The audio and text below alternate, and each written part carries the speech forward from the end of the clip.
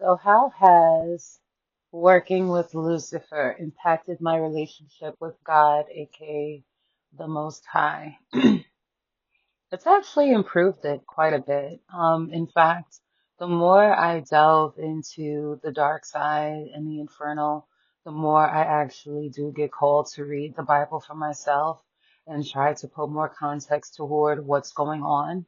I find that when I listen to sermons, sometimes the message is there, but the context is deeply misconstrued, or the context truly has nothing to do with what the person might be saying, but it's still used to make their point.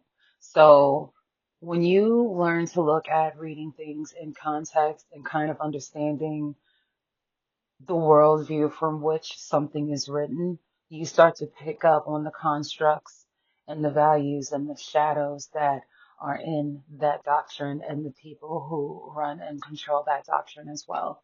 At the end of the day, the reason why this is important is because the Most High has allowed free will for all. So while we're all out here creating our own reality, some of us are surrendering our power to something that could give it couldn't care less about your life and how it turns out as long as you conform to what it has going because it's using your power to build and manifest its reality. There is so much out here for us to learn, and it's frustrating that sometimes, depending on the religious viewpoint, you are discouraged from reading things with a clear, free mind and making your own decisions. With that being said, I do want to stand on the fact that there are many people of many faiths, including Christianity, that stand very firmly on what they believe in, yet have a bit of practicality to them. And I feel like Lucifer actually helped me have the practicality that trying to be the best Christian I could be, and I only speak for me on this, backfired with. I found that I was overly generous, generous to a fault, codependent, long suffering, didn't believe that I was worthy of having the best that was available, didn't believe that I was free to have my own thoughts and dreams, and thought that, like, if I felt some kind of way about something, since, as everyone says in the Love and Light Brigade, everyone is you pushed out. That I must have really created that. And the truth is that some things you create without realizing that it's from a warped perspective.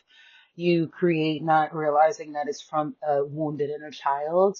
You create not realizing that you've been programmed to think and perceive things a certain way.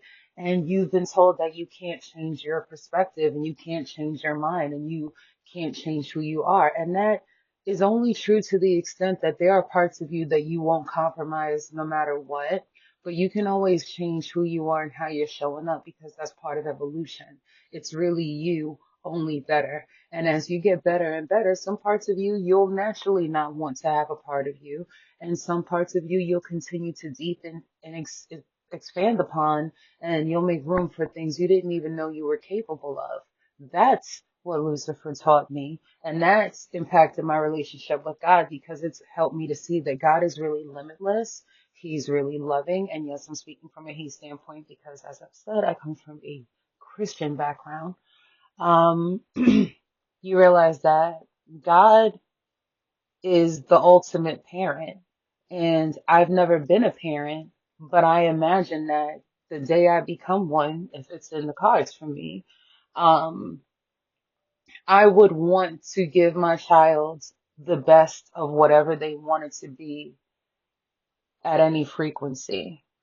And I would try to find a way to love and support them through everything they've got going on and hopefully lead them down the right direction.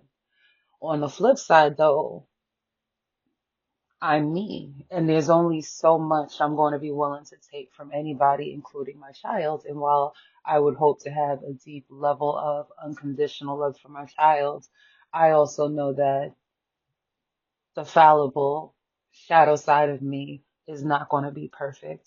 And sometimes that's what having a child is all about, which is why having a kid is scary to me. But I digress. The point is that God has taught me that through him, all things are possible, even if he sends other people to teach me how to do things. So I kind of look at Lucifer as the uncle that the crazy uncle. You know, we all got that one crazy uncle or crazy aunt that everybody thinks is just crazy and wilding and bugging. And then you find out how they've been misinterpreted and you start to understand the reasons behind their decisions and you realize they meant well or they mean well. It's just shit happens.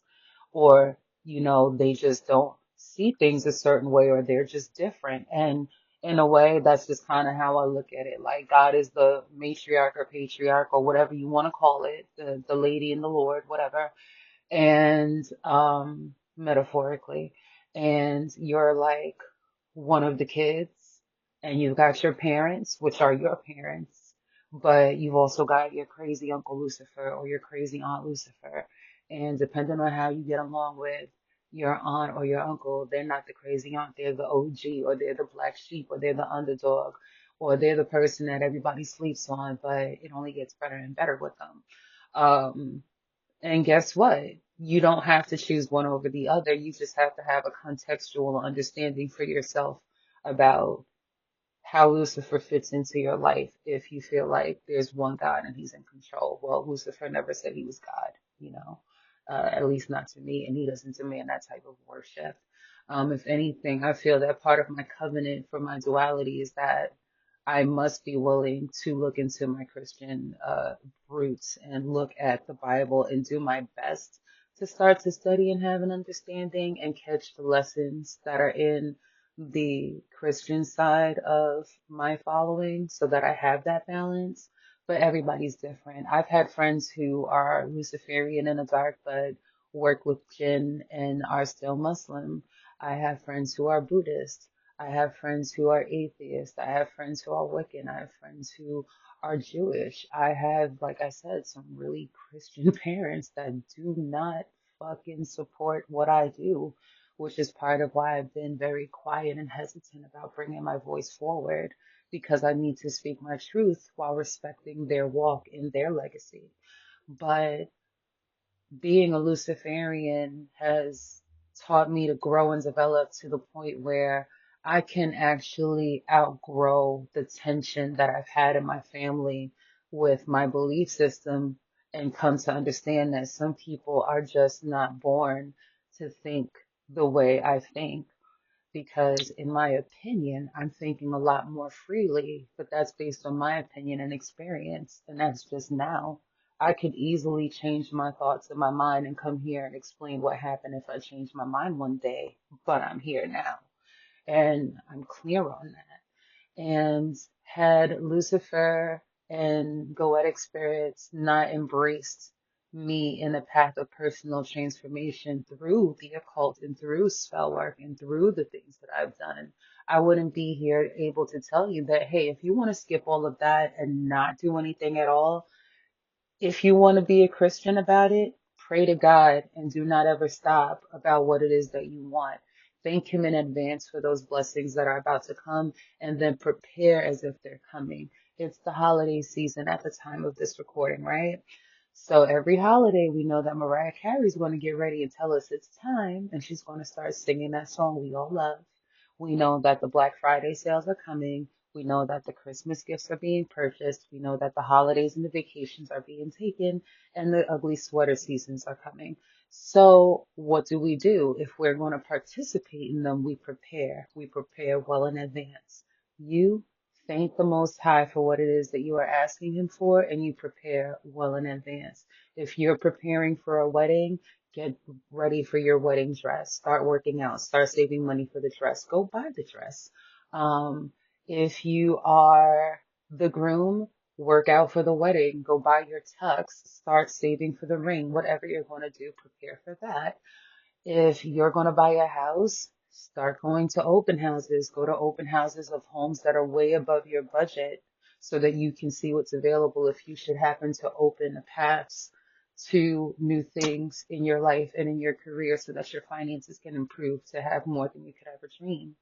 If you want children, begin to clear your mind of the negative thoughts of what it's like to be a mother or what it's like to be a father. Surround yourself with positive people, positive parents, and positive resources. Start pruning out the negative influences that would keep you from being a focused parent. These are the things that I learned to do by doing spells and working with demonic spirits and goetic spirits, um, and Lucifer, that showed me that when you're ready to change, you will. And when the student is ready to teach, will appear. Everybody is not going to be working with a goetic spirit, not because they're not willing to teach, but everything isn't for everybody. Some people may listen to this and work with an angel, and that's fine. Somebody might work with a different entity. You might listen to this and say, listen, I'm a Christian. I'm only working with the Most High. Only Jesus is going to help me with that. And again, that's fine. As long as you eat the meat, spit the bones, and understand that the reason I'm explaining this is that my relationship with the Most High has been impacted by working with Lucifer, because Lucifer is showing me how to do things on my own without the need to depend on any entity and to just be grateful. So at the end of the day, if you want to use candles, tools, spirits, anything you want, it's just an enhancement of what you're doing as long as you are tuned in to the Most High, if you believe in that. But whatever you believe in, you have to be tuned into that. So again, that's just my perspective. I'm not forcing it on anybody. And I accept that it sounds crazy, but I'm cool with it because it makes sense to me and I'm the happiest I've ever been. You have a good one.